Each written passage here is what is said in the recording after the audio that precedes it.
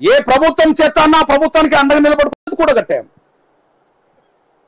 ఏ ప్రభుత్వం చేస్తానా ప్రభుత్వానికి అండగా నిలబడుకుంటూ వచ్చేసాం. ఏ ప్రభుత్వం చేయకపోయినా యుద్ధం చేసుకుంటూ వచ్చాం. అంతిమంగా విజయం సాధించడానికి మార్గం ఏర్పాటు చేసుకుంటూ వచ్చేసాం. ఇది నేను ఎవరికి అనుకూలం కాదు, ఎవరికి వ్యతిరేకం కాదు.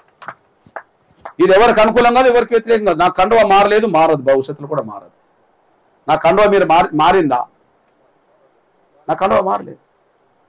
మొన్నటికి మొన్న స్వర్గీయ రాజశేఖర్ గారు బతికినప్పుడు నాకు ఎమ్మెల్సీ ఇచ్చిండు. మాలమహా లీడర్ జూపిడి ప్రభాకర్ ఎమ్మెల్సీ తీసుకున్నాడు, నేను తీసుకోలే. నాది సొంతంగా వరంగల్ జిల్లా. వరంగల్లో నాకు 2009 ఎన్నికల్లో కాంగ్రెస్ పార్టీ ఎంపీ టికెట్ ఇవ్వడానికి ప్రయత్నం చేసింది, నేను తీసుకోలే. 2013లో జగన్మోహన్ రెడ్డి గారు నాకు రాజ్యసభ ఇస్తా అన్నాడు, నేను తీసుకోలే. మొన్నటి ఎన్నికల్లో 2024 ఎన్నికల్లో వరంగల్ పార్లమెంట్ సీటు ఎట్లా కృష్ణమాది గారిని చాలా ప్రధానమంత్రి గారు దగ్గర తీసుకున్నాడు, చాలా వాళ్ళు బాగుంటుండ్రు కాబట్టి అని చెప్పి పత్రికలు ఎలక్ట్రానిక్ మీడియా అంతా ప్రచారం చేసింది. వరంగల్ పార్లమెంట్ సీటు బీజేపీది కృష్ణమాది గారికి ఇస్తా అని చెప్పి నేను తీసుకోలే. ఎందుకు తీసుకోలేదంటే, ఏ పార్టీ ఇచ్చినా ఎందుకు తీసుకోలేదంటే దానికి ఒక కారణం ఉన్నది. నేను స్వతంత్రంగా ఉంటే అన్యాయం జరిగిన ప్రతి చోట మాట్లాడడానికి అవకాశం ఉంటుంది. నేను ఏదో ఒక పార్టీలో చేరితే సమస్యల మీద అందరి కోసం మాట్లాడడానికి అవకాశం తక్కువ ఉంటుంది. మరి వాళ్ళ మీ దగ్గరికి నేను వచ్చాను అంటే అర్థమైంది, నేను స్వతంత్రం ఉండడం వల్ల వచ్చేసాను కదా. భిన్న దృక్పథాలకు సంబంధించిన అంశాలు ఈ దేశాన్ని అతలాకుతలం చేస్తున్నా కూడా నేను వచ్చానంటే కనీసం నా ముస్లింల పేదరికాన్ని తొలగించడానికి నా వంతైన పాత్ర పోషించవచ్చు కదా అనే దాని మీద నేను ఇక్కడికి వచ్చేసాను. ఆ అంశాలు మీరు ముందుకు తీసుకురండి, నా వంతు పాత్ర నేను పోషిస్తా. భవిష్యత్తులో కూడా మీకు అండగా నిలబడతా. ఏది ఏమైనా ఒక విజ్ఞప్తి చేస్తున్నాను నేను, మనం ఈ సమాజంలో మనం అంటే ఏ చిన్న చూపు ఏ దృక్పథం వల్ల మన మీద కొంత దూరంగా ఉన్నది అనుకుంటుందో, మన ప్రవర్తనలో కానీ మన మాటల్లో కానీ మన కార్యాచరణలో కానీ సమాజం మెప్పు పొందే విధంగానే మన ప్రవర్తన ఉండాలి. ఇది ఇంపార్టెంట్.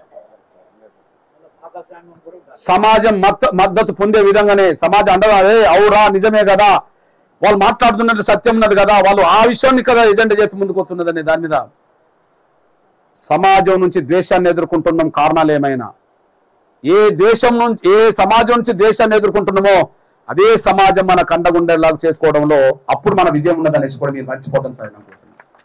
దయచేసి ఈ దేశంలో మన ఇష్టం ఉన్నా లేకపోయినా డాక్టర్ బాబాసాహెబ్ అంబేద్కర్ రాజ్యాంగమే మనకు ప్రామాణికం.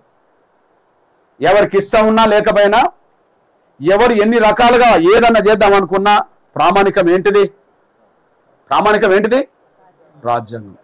రాజ్యాంగం ఇచ్చిన స్వేచ్ఛ, రాజ్యాంగం ఇచ్చిన హక్కులు ఎక్కడైనా హరించబడుతున్న సమయంలో ఆ స్వేచ్ఛను కాపాడుకోవడానికి, హక్కులను పరిరక్షించుకోవడానికి అందరం ప్రయత్నం చేయాల్సిందే. ఆ ప్రయత్నంలో మీరు కూడా ముందుకొచ్చిన సమయంలో మీ సోదరుడిగా నా వంతు బాధ్యత భవిష్యత్తులో తీసుకుంటాను. మీరు ఏ లక్ష్యాలు పెట్టుకొని ముందుకు సాగినా ఆ లక్ష్యాల సాధనలో న్యాయమైన ప్రతి ఆకాంక్షకు అండగా నా వంతు బాధ్యత తీసుకొని ముందుకు సాగుతారనేసి కూడా మర్చిపోదని సాగిన కోరుకుంటూ మళ్ళీ నా తమ్ముడు ఇస్మాయిల్ చెప్తున్నాను. నేను ఏదో అంటారు చూడు, ఇళ్ళకనే పండుగ కాదు అని అంటాం కదా, మొదలుపెట్టిన వెంటనే అన్ని సాధించలేము. కానీ సవాళ్ళు, సమస్యలు, గొడవలు, యుద్ధాలు ఇవన్నీ జరుగుతూనే ఉంటాయి.